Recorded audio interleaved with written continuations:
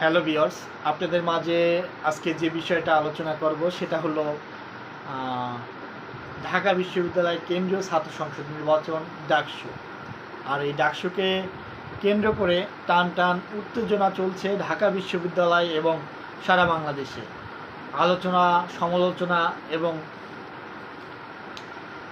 বিভিন্ন দলের প্রার্থীকে ঘিরে আলোচনা চলছে এবং ঢাকা বিশ্ববিদ্যালয়ের শিক্ষার্থীরা তাদের কি মনোভাব এবং কি তাদের দাবি দেওয়া রয়েছে, তারা কেমন বিপি চান, কেমন জিএস বা এজিএস চান, বা নির্বাচিত প্যানেলকে কিভাবে দেখতে চান, সেই বিষয়ে আজকে আপনাদেরকে আলোচনা করব।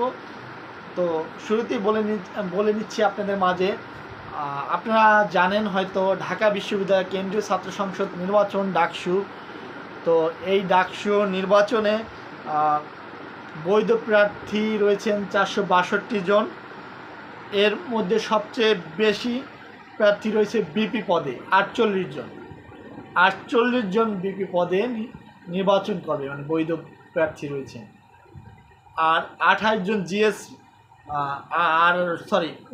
জিএস পদে রয়েছে 19 জন এবং এজিএস পদে মোট 28 জন। তো প্রার্থী বৈধতা ঘোষণা করেছে এটা প্রধান রিটার্নিং কর্মকর্তা, ওনার নাম মোহাম্মদ জসিমউদ্দিন। আর তিনি আরও বলেন যে কিছু নাম রয়েছেন নিবন্ধনহীন, যারা পরিচয় নিবন্ধন নম্বরে ভুল থাকায় বিভিন্ন কারণে 47 জনের প্রার্থিতা স্থগিত হয়েছে। এটা হলে 23 আগস্টের আগের আপডেট। তো এখন যে বিষয়টা কেন্দ্র করে আলোচনা করা যাবে সেটা হলো ঢাকা বিশ্ববিদ্যালয় বিপি, জিএস এবং এজিএস কারা হতে পারে সেটা আপনারাই সিদ্ধান্ত নেবেন। আমি মনে করি ঢাকা বিশ্ববিদ্যালয়ের প্রত্যেকটা সাধারণ শিক্ষার্থীদের মনোভাব, তারা সবসময় একজন এমন ছাত্র প্রতিনিধি চান যারা কিনা নিজেকে বিপি বা জিএস বা এজিএসের যে তকমাটা, যে কি বলে ওটাকে, যে ভ্যালুয়েবলটা, যে নিজের ভিতর অহংকার ভাবাটা, ওই রকম মানে মনোভাব সম্পূর্ণ ব্যক্তিদের চায় না, চায় এমন ব্যক্তিদের যারা কিনা প্রত্যেককেই নিজেকে সাধারণ শিক্ষার্থী হিসাবে দাবি করবেন এবং সাধারণ শিক্ষার্থীদের কথা শুনবেন, তাদের দাবি দাওয়া এবং তাদের মনোভাব শুনবেন এবং ঢাকা বিশ্ববিদ্যালয়ে প্রত্যেকটি শিক্ষামূলক, সামাজিক, সংস্কৃতি এবং বিভিন্ন রীতিনীতি এরা মেনে চলবে এবং ঢাকা বিশ্ববিদ্যালয় ডাকসুকে একটি অরাজনৈতিক প্যানেল হিসাবে তারা চাচ্ছেন, তাদের মনোভাব। আর বাংলাদেশ জাতীয়তাবাদী ছাত্রদলের পক্ষ থেকে বিপি পদে নির্বাচন করবেন, আপনারা ইতিমধ্যে জানতে পেরেছেন, আবিদুল ইসলাম খান। তিনি ঢাকা বিশ্ববিদ্যালয়ে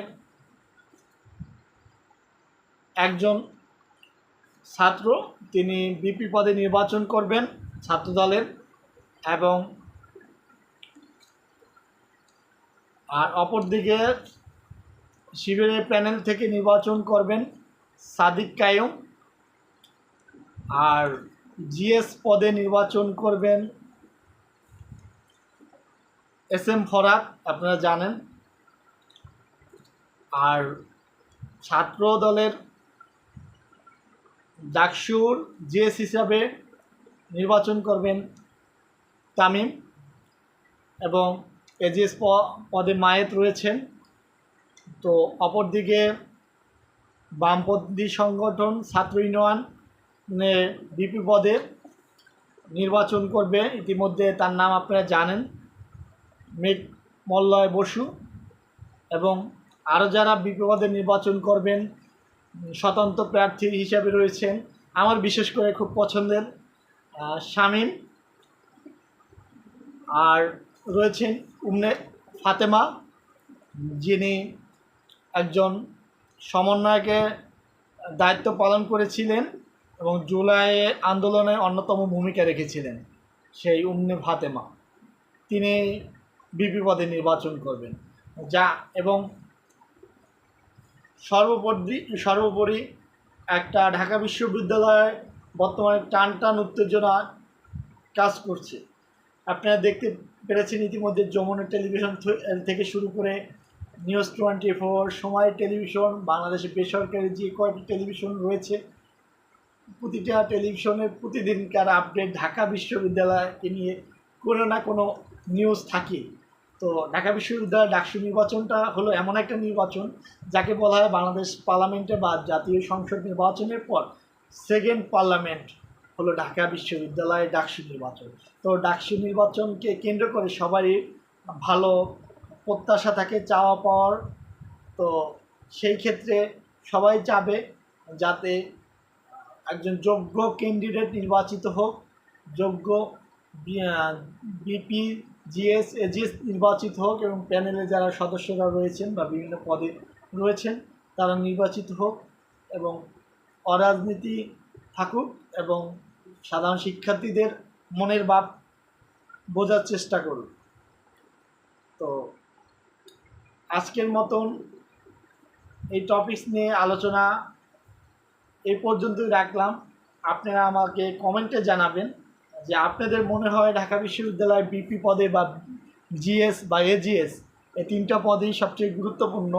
বাকি যে পদগুলো রয়েছে সেগুলো অবশ্যই গুরুত্বপূর্ণ, কিন্তু এই তিনটা বেশি গুরুত্বপূর্ণ। তো এই তিনটি পদে আপনি ব্যক্তি হিসাবে কাকে কাকে যোগ্য মনে করেন কমেন্টে জানাবেন এবং ঢাকা বিশ্ববিদ্যালয়ের যারা শিক্ষার্থী রয়েছেন, আমার বিশ্ববিদ্যালয়ে যারা শিক্ষার্থী রয়েছেন তারাও জানাবেন কমেন্টে কাকে যোগ্য মনে হয় এবং কে নির্বাচিত হলে সাধারণ শিক্ষার্থীদের মনের মনোভাব বুঝবে এবং দাবি দেওয়া আদায় হবে এবং ঢাকা বিশ্ববিদ্যালয় ডাকসুকে একটি উন্নত মাত্রায় রূপ দিতে পারবেন। আপনাদের মতামত জানাবেন। ধন্যবাদ, ভালো থাকবেন। আমি সুন্দরভাবে অত ভালো বক্তা না, ভালো কথা বলতে জানি না, তো আমার আঞ্চলিকতা অনেক সমস্যা রয়েছে যার কারণে অনেক কথা অনেক সেন্টেন্স বা শব্দ উচ্চারণে ভুল হতে পারে। ক্ষমা দৃষ্টিতে দেখবেন। ভালো থাকবেন। আল্লাহ হাফেজ।